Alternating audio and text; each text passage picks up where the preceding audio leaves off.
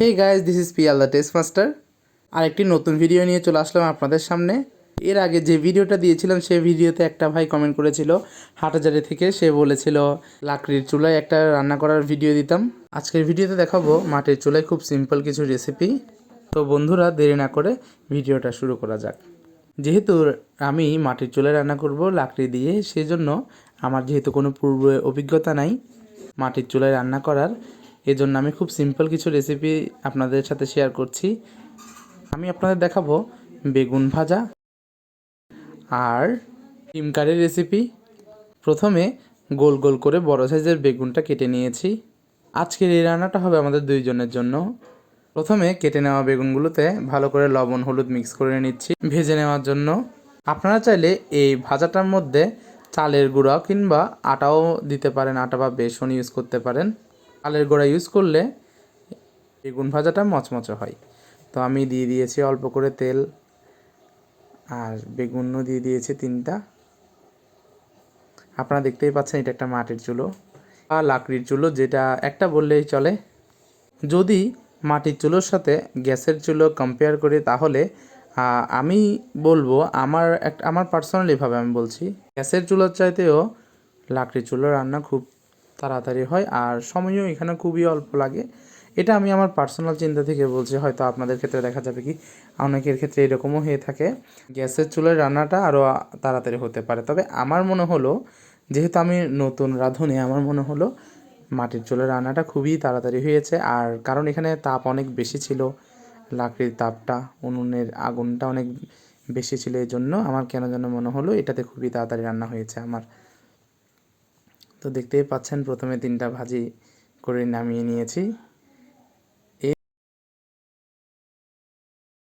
এবার আবার দিয়ে দিচ্ছি গোল করে কেটে নেওয়া বেগুনগুলো। এবার একসাথে 4টা দিয়েছি।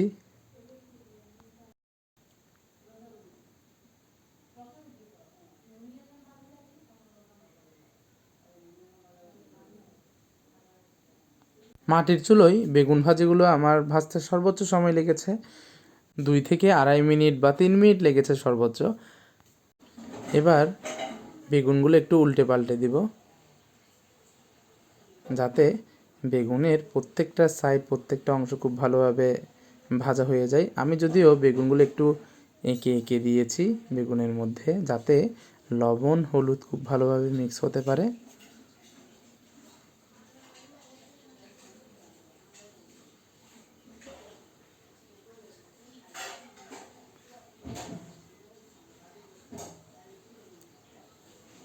এভাবে উল্টে পাল্টে নিচ্ছি একের পর এক। বেগুন ভাজা কমপ্লিট হয়ে গেছে, এবার বেগুনগুলো তুলে নিব।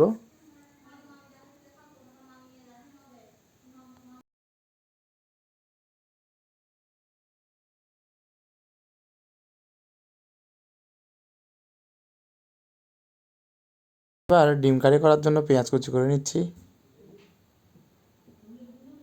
আমি বড় সাইজের 2টা পেঁয়াজ একদম কুচি করে নিয়েছি। পেঁয়াজ কুচি করার পর করব ধনেপাতা কুচি। পাশেই দেখতে পাচ্ছেন ধনেপাতা আছে। ধনেপাতাগুলো খুব ভালো করে ধুয়ে কুচি করে নিচ্ছি একসাথে। আমি এই রান্নাটা করেছি আমার মামার বাড়িতে, এর জন্য আমার মামার বাড়ির নিচের ফ্লোরটা হচ্ছে মাটির, দেখতেই পাচ্ছেন। এরপর বড় বড় সাইজের লম্বা লম্বা কয়েকটা কাঁচামরিচ 2 ভাগ করে কেটে নিয়েছি। চুলোয় দিয়ে দিয়েছি তেল।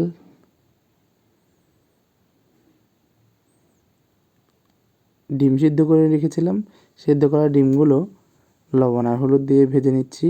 আমি খুন্তি দিয়ে ডিমটাকে একটু একটু ফাটিয়ে দিয়েছি, যাতে লবণ আর হলুদ খুব ভালোভাবে ভিতরে ঢুকে যায় এবং ফ্রাইটা খুব ভালো হয়।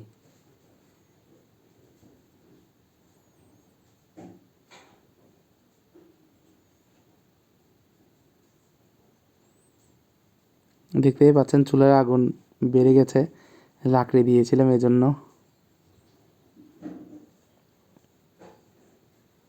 মাটির চুলোয় লাকড়ি দিলে যখন তাপটা বেড়ে যায় তখন রান্নাগুলো খুবই তাড়াতাড়ি হয়ে যায়। আমার ডিমগুলো আমি তুলে নিয়েছি। এখন দিয়ে দিচ্ছি পেঁয়াজগুলো, যে পেঁয়াজগুলো আমি কুচি করে নিয়েছিলাম।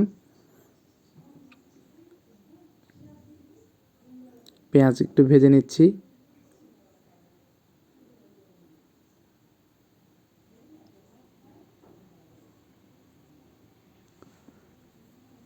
লাকড়ির চুলোয় বা মাটির চুলোয় যখন লাকড়ি দেওয়া হয় তখন অতিরিক্ত তাপের কারণে বা অতিরিক্ত আগুনের কারণে রান্নাটা খুবই তাড়াতাড়ি হয়ে যায়। এবার দিয়ে দিচ্ছি 2 ভাগ করে কেটে নেওয়া কাঁচামরিচগুলো। ওগুলো একটু ভালো করে নাড়িয়ে নিচ্ছি যাতে কাঁচামরিচটাও ভাজা হয়ে যায়।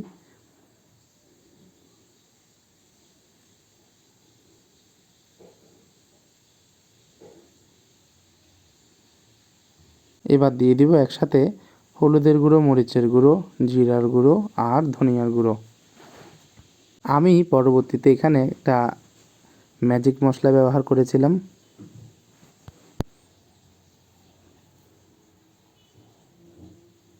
এবার মশলাগুলো খুব ভালো করে মিশিয়ে নিচ্ছি, আপনারা দেখতেই পাচ্ছেন। এবার দিয়ে দিয়েছি জিরের গুঁড়ো, হলুদ কম হওয়াতে আরেকটু হলুদের গুঁড়ো দিচ্ছি। এবার দিয়ে দিচ্ছি পরিমাণ মতো লবণ, আপনারা আপনাদের স্বাদ মতো দিতে পারেন। এবার চুলোতে লাকড়ি দিয়ে আবার গরম করে নিচ্ছি, তাপটা দেখতেই পাচ্ছিলেন। এবার দিয়ে দিব যে ডিমগুলো ভেজে নিয়েছিলাম সেগুলো ঝোলের মধ্যে দিয়ে দিচ্ছি। ভালো করে নাড়িয়ে নেব যাতে ডিমের মধ্যে বিভিন্ন রকম মশলাগুলো খুব ভালো করে মিশে যায়। এরপর কুচি করে রাখা ধনেপাতাগুলো দিলেই আমাদের ডিম কারি কমপ্লিট। বন্ধুরা, আমার ভিডিওটা ভালো লেগে থাকলে অবশ্যই আমার ভিডিওতে একটা লাইক করবেন, কমেন্ট করবেন, শেয়ার করবেন। আর আমার YouTube channel Piyal the test master subscribe করে পাশে থাকা বেল আইকন প্রেস করে অল অপশন সিলেক্ট করবেন। দেখা হবে নেক্সট ভিডিওতে।